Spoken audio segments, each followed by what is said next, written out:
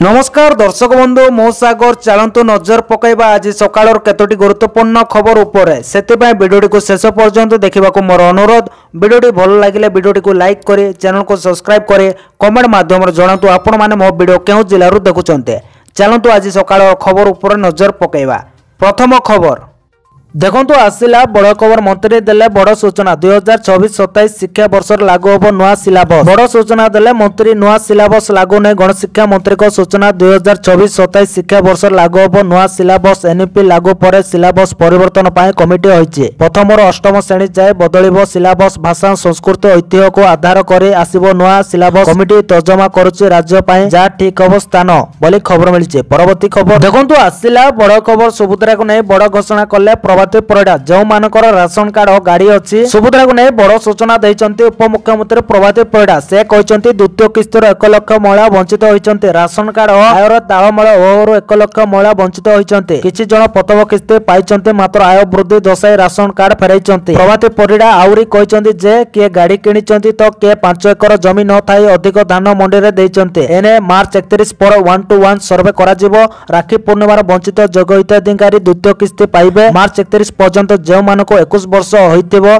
से मान आवेदन करि पारिबे बोली प्रभाती परिडा कहितबार खबर मिलिछि। परवर्ती खबर देखंतु आसिला बड़ खबर राज्य रे रहिचंती लक्षाधिक भूत राशन कार्ड धारी सबुटा एही जिल्ला रे अछंती। जोगाण मंत्री कहिले राज्य रे 3,28,932 जण भूत राशन कार्ड धारी अछंती। अर्थात मृत व्यक्तिक नार रहिछि राशन कार्ड। इकआसी पर सेमानको तालिका रू बाद दिया जायछि। विधानसभा जोगाण मंत्री कृष्णचंद्र पात्र कहिले जा मधुर 2,98,14,921 पीडीएस हिताधिकारी ओडिशा भितर एवं 1,35,899 पीडीएस हिताधिकारी ओडिशा बाहर थाई इकआईसी कराइछन्ते एवं एई जांच समय वर्तमान सुधा 3,28,932 जण मृत व्यक्तिक राशन कार्ड तथ्य बळी रे चिन्हट करा जायछि जहांको ना लिस्ट रो हटा जायछि बोली खबर मिलिछि। परवर्ती खबर देखंतु आसिला बड़ खबर वार्धक्य भत्ता पाई सबुठ अधिक आवेदन। भत्ता अपेक्षा रे 6,04,688 जण आवेदनकारी आवेदन करिसन्ते। विधायक शारदा नायक प्रश्नर उत्तर रखिसन्ते मंत्री नित्यानंद गंड। वार्धक्य भत्ता पाई आवेदन करिसन्ते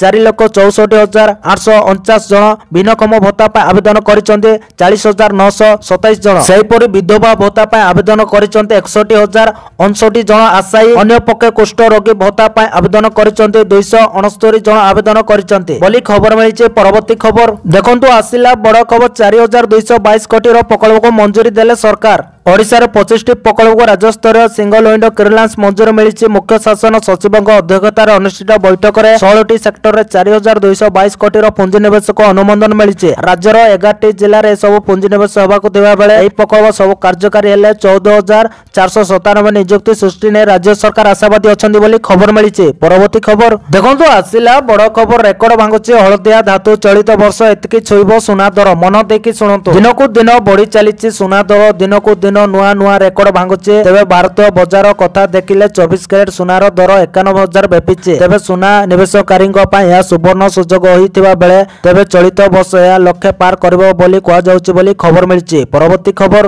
देखंतु आसिला बड़ खबर राज्य रे बढ़िबो अंडा उत्पादन आसीबो नुआ पॉलिसी। राज्य रे अंडा उत्पादन बढ़िबो एने सरकार नुआ पॉलिसी आनिबाको जाउछन्ते। अंडा उत्पादन बढ़ाइबा पई आसीबाको जाउछि नुआ पॉलिसी। एने मौस पानी संपद मंत्री गोकुलानंद मल्लिक सूचना राज्य रे 2.5 कोटी अंडार आवश्यकता रहिछि। वर्तमान समय राज्य रे मात्र 1 कोटी अंडा उत्पादन होछि। अंडा उत्पादन बढ़ाइबा पई नुआ पॉलिसी आनिबाको जाउतबा से कहिसन्ते बोली खबर मिलिछि। परवर्ती खबर देखंतु आसिला बड़ खबर चालू होबो आयुष्मान भारत कार्ड मिलिला कैबिनेट मंजूरी। मन देखि सुनंतु संपूर्ण रूपे बंद होई गला बीएसकेवाई कार्ड। एणिके आयुष्मान भारत गोपबंधु जन आरोग्य योजना रे सुविधा पाइबे ओडिशावासी। एही योजना मिलित भाबे लागू होइछे आउ एहाको कैबिनेट मंजूरी मध्य मिलिला। एने गृह रे सूचना देले मुख्यमंत्री मोहन चरण माझी। राज्य कैबिनेट रे 7 विभाग 10 प्रस्ताव को मंजूरी मिलिछे। आयुष्मान भारत और गोपबंधु जन आरोग्य योजना मिलित भाबे लागू होइछे। पूर्वरु राज्य रे एही योजना कार्यकारी हेबो बोली योजना सरितिला। केवल कैबिनेट मंजूरी को अपेक्षा थिला आउ एबे कैबिनेट मंजूरी भी मिली गला। एणिके एही योजना द्वारा कैंसर चिकित्सा सुविधा पाइबे हिताधिकारी। राज्य रे 3,46,00,000 लोक हेबे उपकृत। परिवार पिछा वार्षिक 5 ଲକ୍ଷ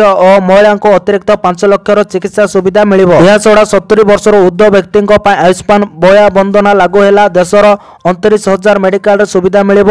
ପୂର୍ବରୁ କେବଳ 900 ହସ୍ପିଟାଲରେ ଚିକିତ୍ସା ସୁବିଧା ମିଳୁଥିଲା। ଏହାସହ ରାଜ୍ୟରେ ସଡ଼କ ନୀତିକୁ ମଧ୍ୟ କ୍ୟାବିନେଟରେ ଅନୁମୋଦନ ମିଳିଛି। ମୃତ ସରକାରୀ କର୍ମଚାରୀଙ୍କ ପରିବାରକୁ ଚାକିରି ନେଇ ନିୟମ ସଂଶୋଧିତ ହୋଇଛି ବୋଲି ଖବର ମିଳିଛି। ପରବର୍ତ୍ତୀ ଖବର ଦେଖନ୍ତୁ, ଆସିଲା ବଡ଼ ଖବର। ରାଜ୍ୟରେ ବଢ଼ିବ କି ମଦ ଦର? ଜାଣନ୍ତୁ କଣ କହିଲେ ପୃଥ୍ୱୀରାଜ ହରିଚନ୍ଦନ। ରାଜ୍ୟରେ ବଢ଼ିବ କି ମଦ ଦର? ମଦ ଦର ବୃଦ୍ଧି ନେଇ ଅବକାରୀ ମନ୍ତ୍ରୀ ପ୍ରତିକ୍ରିୟା ପରେ ଦର ବଢ଼ିବାକୁ ନେଇ ପ୍ରଶ୍ନ ଉଠୁଛି। ମଦ ଦର ବୃଦ୍ଧି ନେଇ ମନ୍ତ୍ରୀ ପୃଥ୍ୱୀରାଜ ହରିଚନ୍ଦନ ପ୍ରତିକ୍ରିୟା ଦେଇ କହିଛନ୍ତି, ମଦ ଦର ବୃଦ୍ଧି ନେଇ ପ୍ରାଇସ୍ ଫିକ୍ସନ କମିଟି ରିପୋର୍ଟ ଆସିଛି। ଏହା ଉପରେ ସରକାର ନିଷ୍ପତ୍ତି ନେବେ। ସମସ୍ତ ଷ୍ଟକ ହୋଲ୍ଡରଙ୍କ ସହ ଆଲୋଚନା କରି ଫିକ୍ସନ କମିଟି ନିଷ୍ପତ୍ତି ନିଏ। 3 ଦିନ ତଳେ ଏହି କମିଟି ବସିଥିବା ବେଳେ ମଦ ଦର ବୃଦ୍ଧି ନେଇ ନିଷ୍ପତ୍ତି ଆସିଛି। ଏହା ଉପରେ ରାଜ୍ୟ ସରକାର ବିଚାର କରିବେ ବୋଲି କହିଛନ୍ତି ଆଇନ ମନ୍ତ୍ରୀ ପୃଥ୍ୱୀରାଜ ହରିଚନ୍ଦନ ବୋଲି ଖବର ମିଳିଛି। ପରବର୍ତ୍ତୀ ଖବର ଦେଖନ୍ତୁ, ଆସିଲା ବଡ଼ ଖବର। 2 ଦିନ ପାଇଁ ଶିମିଳିପାଳ ବନ୍ଦ। 2 ଦିନ ପାଇଁ ଶିମିଳିପାଳ ବନ୍ଦ ରହିବ। ଶନିବାର ଓ ରବିବାର ଶିମିଳିପାଳ ଅଭ୍ୟନ୍ତରୀଣ ପର୍ଯ୍ୟଟନଙ୍କ ପାଇଁ ବନ୍ଦ ରହିବ। କାଳବୈଶାଖୀକୁ ଦୃଷ୍ଟିରେ ରଖି 2 ଦିନ ପାଇଁ ବନ୍ଦ ନିଷ୍ପତ୍ତି ନିଆଯାଇଛି। ଏନେଇ ଡକ୍ଟର ପ୍ରକାଶ ଚାନ୍ଦ ଗଗିନେନି ସୂଚନା ଦେଇଛନ୍ତି। ଶିମିଳିପାଳ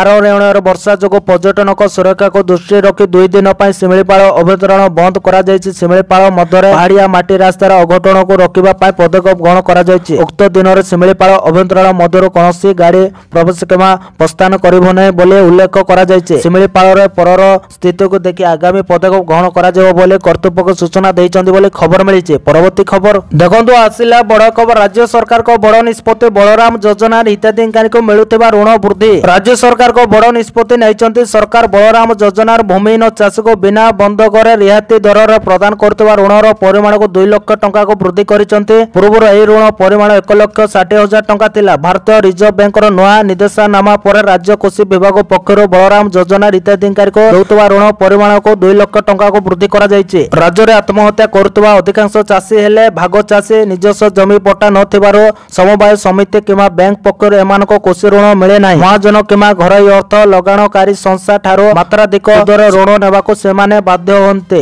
ଏବଂ ପରିଶୋଧ କରିବାର ସବୁ ଅର୍ଥ ସରିଯାଏ। ଯେତେ ପରିଶ୍ରମ କଲେ ମଧ୍ୟ ସେମାନେ ଆର୍ଥିକ ସ୍ଥିତି ସୁଦୃଷ୍ଟ ହୋଇପାରେ ନାହିଁ। ଏହି ସ୍ଥିତିକୁ ଅନୁଧ୍ୟାନ କରି 2020ରେ ବଳରାମ ଯୋଜନା ଆରମ୍ଭ ହୋଇଥିଲା। ଏଥିରେ ଚାଷୀକୁ 1,60,000 ଟଙ୍କା ଋଣ ଦିଆଯିବା ନେଇ ଘୋଷଣା ହୋଇଥିଲା ବୋଲି ଖବର ମିଳିଛି। ପରବର୍ତ୍ତୀ ଖବର ଦେଖନ୍ତୁ, ଆସିଲା ବଡ଼ ଖବର। ଖୁବ୍ ଶୀଘ୍ର ବାଲିଯାତ୍ରାକୁ ଐତିହ୍ୟ ମାନ୍ୟତା ଆରମ୍ଭ ହେଲା। ପ୍ରକ୍ରିୟା ମନ୍ତ୍ରୀ ଦେଲେ ସୂଚନା। ବାଲିଯାତ୍ରାକୁ ଐତିହ୍ୟ ମାନ୍ୟତା ଦେବା ନେଇ ପ୍ରକ୍ରିୟା ଆରମ୍ଭ। ବିଧାନସଭାରେ ସଂସ୍କୃତି ମନ୍ତ୍ରୀ ସୂର୍ଯ୍ୟବଂଶୀ ସୁରେଶ ଦେଲେ ଲିଖିତ ଉତ୍ତର। ବାଲିଯାତ୍ରା ସମ୍ବନ୍ଧରେ ଜ୍ଞାନ ଥିବା ବିଶେଷଜ୍ଞଙ୍କୁ ନେଇ କମିଟି ଗଠନ କରାଯାଇଛି। ନବ ବାଣିଜ୍ୟ ଇତିହାସ ଓ ବାଲିଯାତ୍ରା ଉପରେ ତଥ୍ୟ ସଂଗ୍ରହ କରାଯାଉଛି। ପ୍ରାମାଣିକ ଚିତ୍ର ପ୍ରସ୍ତୁତ କରି ୟୁନେସ୍କୋର ଉପସ୍ଥାପନ କରାଯିବ। କଟକର ଐତିହାସିକ ବାଲିଯାତ୍ରାକୁ ମିଳିସାରିଛି ଜାତୀୟ ମାନ୍ୟତା। ପୂର୍ବରୁ ଏନେଇ ପ୍ରଧାନମନ୍ତ୍ରୀ ମଧ୍ୟ ପ୍ରତିଶ୍ରୁତି ଦେଇଥିଲେ। ଏସିଆ ମହାଦେଶର ସବୁଠାରୁ ବଡ଼ ବାଣିଜ୍ୟିକ ଯାତ୍ରା ହେଉଛି ବାଲିଯାତ୍ରା। ପ୍ରତିବର୍ଷ କଟକରେ ଏହି ଯାତ୍ରା ଅନୁଷ୍ଠିତ ହୋଇଥାଏ। ଲକ୍ଷ ଲକ୍ଷ ଲୋକ ଯାତ୍ରା ଦେଖିବା ପାଇଁ ଭିଡ଼ ଜମାନ୍ତି। ରାଜ୍ୟ ପର୍ଯ୍ୟଟନ ଓ ସଂସ୍କୃତି ବିଭାଗ ପକ୍ଷରୁ ବିଶ୍ୱ ପ୍ରସିଦ୍ଧ ବାଲିଯାତ୍ରାର ଆୟୋଜନ କରାଯାଏ। 2024-25ରେ ନଭେମ୍ବର 15ରୁ 22 ତାରିଖ ପର୍ଯ୍ୟନ୍ତ ବାଲିଯାତ୍ରା ଅନୁଷ୍ଠିତ ହୋଇଥିଲା ବୋଲି ଖବର ମିଳିଛି। ପରବର୍ତ୍ତୀ ଖବର ଦେଖନ୍ତୁ, ଆସିଲା ବଡ଼ ଖବର। ପୁଣି ଧାନର ସହାୟକ ମୂଲ୍ୟ ବଢ଼ାଇ ପାରନ୍ତି କେନ୍ଦ୍ର ସରକାର। ମନ ଦେଇକି ଶୁଣନ୍ତୁ, ପୁଣି ଧାନର ସହାୟକ ମୂଲ୍ୟ ବଢ଼ାଇ ପାରନ୍ତି କେନ୍ଦ୍ର ସରକାର। ଡାଲି ଓ ତୈଳ ଜାତୀୟ ଦ୍ରବ୍ୟର ବି ବଢ଼ିପାରେ ସହାୟକ ମୂଲ୍ୟ। କେନ୍ଦ୍ର ଆଗରେ ପ୍ରସ୍ତାବ ରଖିଲେ ପୂର୍ବ ଭାରତ ରାଜ୍ୟର ପ୍ରତିନିଧି ମଣ୍ଡଳ। ରାଜ୍ୟ ଅତିଥି ଭବନରେ ବସିଥିବା ବୈଠକରେ ରଖିଲେ ପ୍ରସ୍ତାବ। ଧାନ,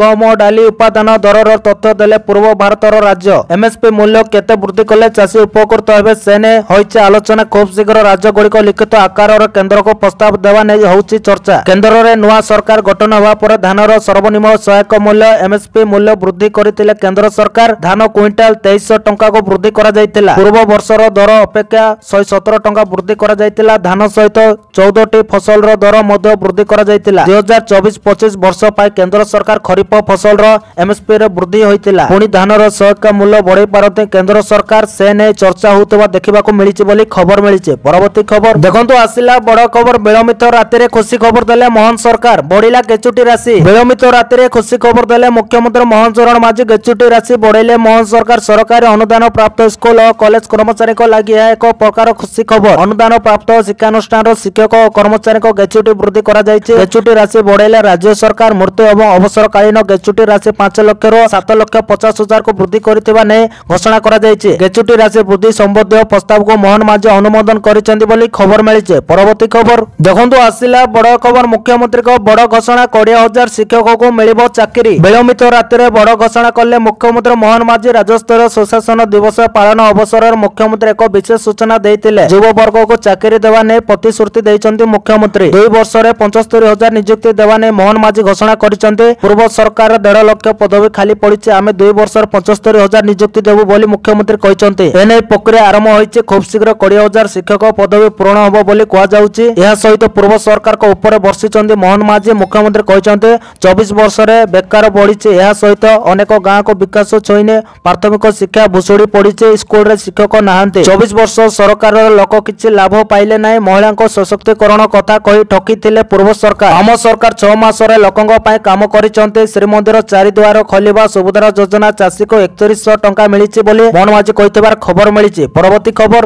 ଦେଖନ୍ତୁ ଆସିଲା ବଡ଼ ଖବର। ବଦଳିଲା ପାଗ, ସକାଳୁ ଜାରି ରହିଛି ବର୍ଷା। ଏ ଜିଲ୍ଲାକୁ ଆଲର୍ଟ ଜାରି କଲା ପାଣିପାଗ ବିଭାଗ। ରାଜ୍ୟରେ ବଦଳିଛି ପାଗର ମିଜାଜ, ତାତିରୁ ତାହି ମିଳିବା ସହିତ ବର୍ଷା ମଧ୍ୟ ଜାରି ରହିଛି। ତେବେ ଆହୁରି ମଧ୍ୟ 2 ଦିନ ପ୍ରବଳ ବର୍ଷିବା ନେଇ ପାଣିପାଗ ବିଭାଗ ପକ୍ଷରୁ ପୂର୍ବାନୁମାନ କରାଯାଇଛି। ଆସନ୍ତାକାଲି ମଧ୍ୟ ବର୍ଷା ରହିଥିବା ନେଇ ମଧ୍ୟ ଆଞ୍ଚଳିକ ପାଣିପାଗ ବିଭାଗ ନିର୍ଦ୍ଦେଶକ ମନୋରମା ମହାନ୍ତି ସୂଚନା ଦେଇଛନ୍ତି। ବଙ୍ଗୋପସାଗରରୁ ଆସୁଥିବା ଆର୍ଦ୍ର ବାୟୁ ପଶ୍ଚିମ ଦିଗରୁ ଆସୁଥିବା ସୂକ୍ଷ୍ମ ବାୟୁ ସହିତ ମିଶ୍ରଣ ହେବା ଫଳରେ ଉତ୍ତର ଓଡ଼ିଶାର କିଛି ଜିଲ୍ଲାରେ କୁଆପଥର ବର୍ଷା ହେବ ବୋଲି ପାଣିପାଗ ବିଭାଗ ପକ୍ଷରୁ ଆକଳନ କରାଯାଇଛି। ଆସନ୍ତା 24 ଘଣ୍ଟା ପାଇଁ କଟକ, ଢେଙ୍କାନାଳ, ଅନୁଗୁଳ, ଜଗତସିଂହପୁର, ଦେବଗଡ଼, ସୁନ୍ଦରଗଡ଼କୁ ଅରେଞ୍ଜ ଆଲର୍ଟ ଜାରି କରାଯାଇଛି। ଏସବୁ ଅଞ୍ଚଳରେ କୁଆପଥର ସହ ବିଜୁଳି ଘଡ଼ଘଡ଼ି ବର୍ଷା ହେବାର ସମ୍ଭାବନା ରହିଛି। ଅନ୍ୟପଟେ ଯାଜପୁର, ଭଦ୍ରକ, ବାଲେଶ୍ୱର, କେନ୍ଦ୍ରାପଡ଼ା, ମୟୂରଭଞ୍ଜ, କେନ୍ଦୁଝରକୁ ୟେଲୋ ଆଲର୍ଟ ଜାରି କରାଯାଇଛି। ତେବେ ଆଜି ସକାଳୁ ବର୍ଷା ଜାରି ରହିଛି। ତେବେ ଆସନ୍ତାକାଲି ବର୍ଷା ହେବା ନେଇ ପୂର୍ବାନୁମାନ କରାଯାଇଥିବା ବେଳେ ମତ୍ସ୍ୟଜୀବୀମାନଙ୍କୁ ସମୁଦ୍ର ଭିତରକୁ ନ ଯିବାକୁ ବାରଣ କରାଯାଇଛି ବୋଲି ଖବର ମିଳିଛି। ପରବର୍ତ୍ତୀ ଖବର ଦେଖନ୍ତୁ ଆସିଲା ବଡ଼ ଖବର। ବଢ଼ିଲା କନିଷ୍ଠ ଶିକ୍ଷକଙ୍କ ଦରମା, ମନ ଦେଇକି ଶୁଣନ୍ତୁ।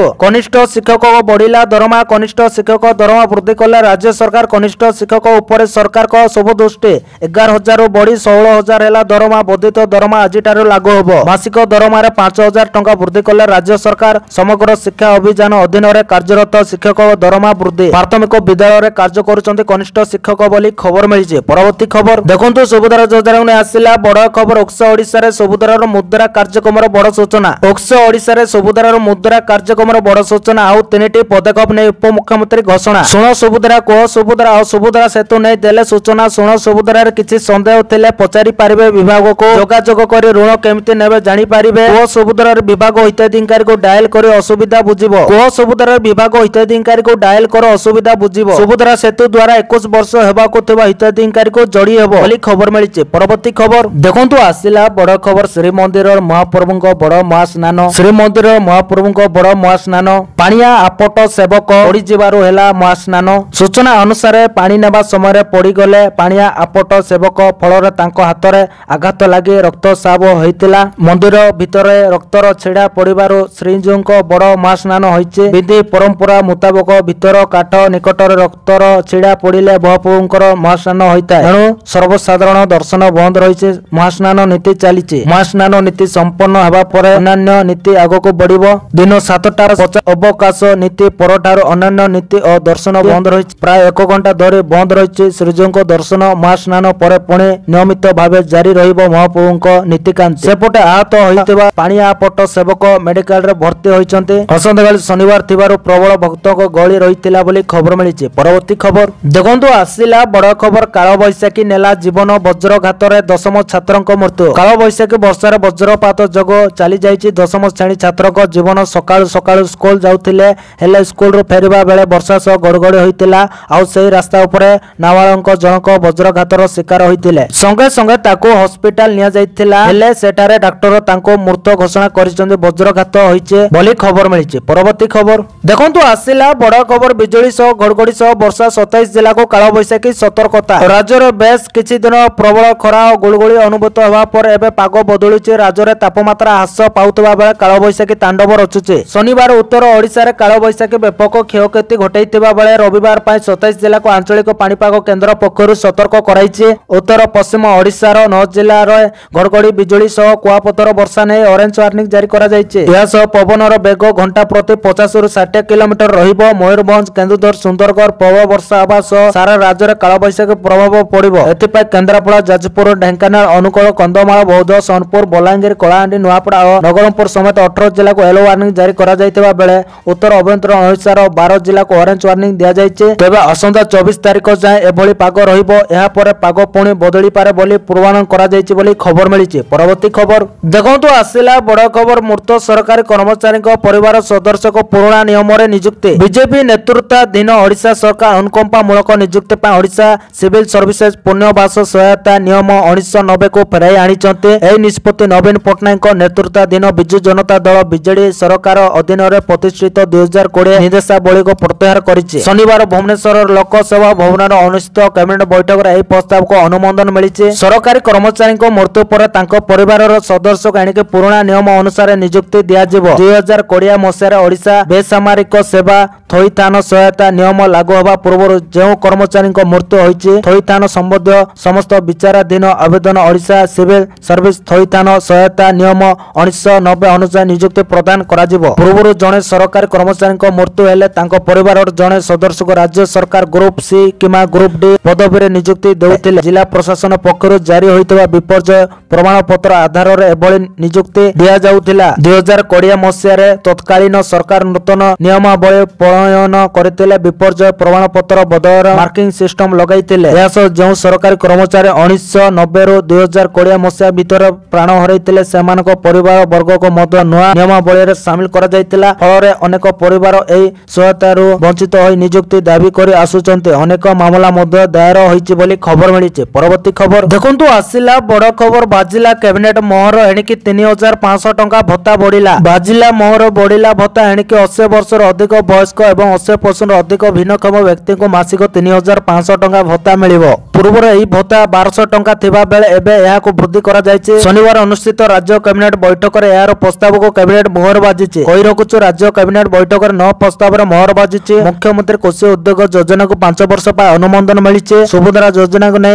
कैबिनेट रो बड़ निष्पत्ति निया जायछि। मार्च 31 सुधा आवेदन करथिले 2टी किस्ती मिलिबो। प्रधानमंत्री सूर्यघर योजना रे 25,000 सब्सिडी शक्ति विभाग देबो बोली जणा पड़िछि। परवर्ती खबर देखंतु आसिला बड़ खबर कटक बारवाटी रे पुणी खेला जिवो high voltage match. Cuttack Barabati stadium रे पुणी खेला जिवो हाई वोल्टेज मैच। दक्षिण आफ्रिका भारत 5 मैच विशिष्ट सीरीज पई संपूर्ण कार्यसूची शनिवार प्रकाश पाइछि। सीरीज रो प्रथम मैच बारवाटी रे डिसेंबर 9 रे खेला जिवो। चलित वर्ष नवेम्बर डिसेंबर मास रे भारत एवं दक्षिण आफ्रिका मध्य T20 5टी एवं 3टी दिनिकिया मैच रो एक सीरीज खेला जिवो। यह व्यतीत भारत को ऑस्ट्रेलिया बांग्लादेश एवं वेस्ट इंडीज विपक्ष रे मध्य सीरीज खेलिबा को पड़िबो। भारत एवं दक्षिण आफ्रिका मध्य दिनिकिया सीरीज हेबो जहां मध्य 3टी मैच रांची रायपुर एवं भाईजाग रे खेला जिवो। 5 मैच विशिष्ट T20 सीरीज डिसेंबर 9 रो आरंभ होई सीरीज रो शेष मैच डिसेंबर 19 रे खेला जिवो। सबुठारो बड़ कथा डिसेंबर 9 रे भारत बनाम दक्षिण आफ्रिका रो प्रथम T20 कटक रे खेला जिवो बोली खबर मिलिछि। परवर्ती खबर देखंतु आसिला बड़ खबर सरकार को बड़ कार्यानुष्ठान ब्लॉक हला 17 लाख व्हाट्सएप अकाउंट। टेलीकॉम ठकाई मुकाबिला करबा पय भारत सरकार शनिवार कहिसंती जे संचार साथी पोर्टाल रो माध्यम रे पर्यंत 3.4 कोटी रो अधिक मोबाइल फोन कनेक्शन कटा जायछि।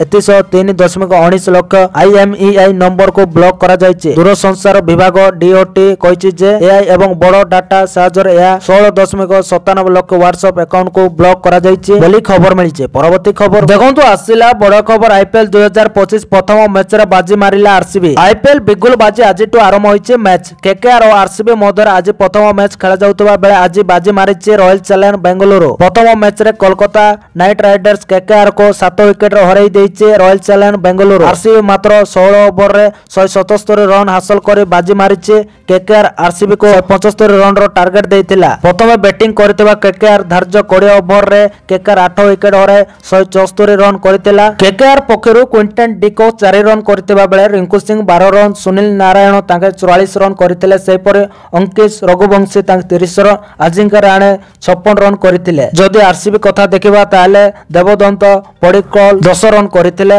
रजत पाटीदार 34 रन करथिले। सेहि परे फिलिप सॉल 56 रन करथिबा बेले विराट कोहली सर्वाधिक 59 रन करथिले बोली खबर मिलिছে। परवर्ती खबर देखंतु आसिला बड़ खबर राज्य सरकारी कर्मचारी को पाए बड़ खुशी खबर बढ़िला DA एप्रिल 1 रु खाता को आसीबो। सरकारी कर्मचारी को पाए खुशी खबर शुक्रवार त्रिपुरा विधानसभा 2025-26 आर्थिक आर्थिक वर्ष पर बजेट उपस्थापन करुवा बेले मुख्यमंत्री माणिक शाह राज्यर सरकारी कर्मचारी एवं पेंशनभोगी पर महंगा भत्ता डीए वृद्धि करने को घोषणा करते। त्रिपुरा सीएम गृह में कहते जे डीए को 30% रु 33% को वृद्धि करा जायछि, जा एप्रिल 1 2025 रु कार्यकारी हबो। से कहते जे राज्य सरकार को एही निष्पत्ति अतिरिक्त आर्थिक बोझ को प्राय 300 कोटी टंका वृद्धि करिवो। यह पूर्व त्रिपुरा अर्थमंत्री प्रणजीत सिंह रॉय विधानसभा 32 कोटी 432 लाख टंका बजेट उपस्थापन करथिले। बजेट अधिवेशन समय आर्थिक आवंटन विकास योजना एवं नीतिगत निष्पत्ति संबंध में विस्तृत आलोचना आशा करा जाए। 2025-26 आर्थिक वर्ष पर त्रयोदश त्रिपुरा विधानसभा बजेट अधिवेशन एप्रिल 1 पर्यंत जारी रहिबो। एही समय मध्य राज्य बजेट एवं मुख्य विधानसभा प्रसंग उपर आलोचना हबो बोली विश्वास रहिछि बोली खबर मिलिछि। परवर्ती खबर देखंतु आसिला बड़ खबर ओडिशा आसीबा राष्ट्रपति जानतु 2 दिनिया गस्तर कार्यसूची। राष्ट्रपति द्रौपदी मुर्मू ओडिशा आसीबा राष्ट्रपति 2 दिनिया गस्तर ओडिशा आसुचंते। तेबे राष्ट्रपति आसंदा 24 एवं 25 तारिख ओडिशा आसीबे बोली तांको कार्यालय सूत्ररु प्रकाश। राष्ट्रपति मध्याह्न 12:30 रे एक स्वतंत्र वायुसेना विमान रे स्वामी विवेकानंद विमान बंदर रायपुर छत्तीसगढ़ रु बाहरी अपराह्न 1:30 रे भुवनेश्वर विमान बंदर रे पहुंचीबे। पर स्वतंत्र हेलिकॉप्टर जगे नयागढ़ जिला कंटिल नीलमाधव मंदिर निकटस्थ हेलीपैड रे अवतरण करी सड़क पथरे कंटिल स्थित अतिथि भवन रे सामयिक विश्राम करिवे। अपराह्न 3:35 रे नयागढ़ कालिया पल्ली रे भारतीय विश्वा बसु समाज फाउंडेशन प्रतिष्ठा दिवस उत्सव राष्ट्रपति मुख्य अतिथि भाव में जोग देबे। 25 तारिख सकाळे विमान जोगे नया दिल्ली फेरी जिबे बोली खबर मिलिছে। तो दर्शक बंधु ए आज सकाळर केतोटी गुरुत्वपूर्ण खबर। जदि वीडियोटी भल लागिছে लाइक करबा सहित हम चैनल को सब्सक्राइब करंतु आ वीडियो को शेयर करंतु। वीडियोटी संपूर्ण देखिथिबारु आपण मानको बहुत बहुत धन्यवाद।